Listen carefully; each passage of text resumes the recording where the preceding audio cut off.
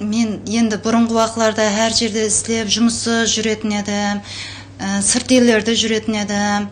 Енді әзіргі уақытта президентімізге үлкен рахметлер айтамыз. Міне аял қызларға үлкен жәрдемлер көрсетіп жатыр, имканиятлар жаратып жатыр. Енді мен сол имканиятлардан пайдаланған халда өзім жұмыссыз едім. Мына әкім жәрдемшісі мақаламызға ажыратылған.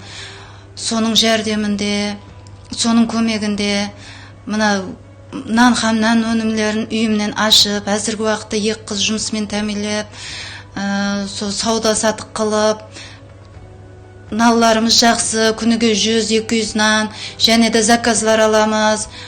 Сомса, пәтерлер, қосымша істеп шығарып, халқымызды нан өнімлерімен тәмелеп тұрмыз.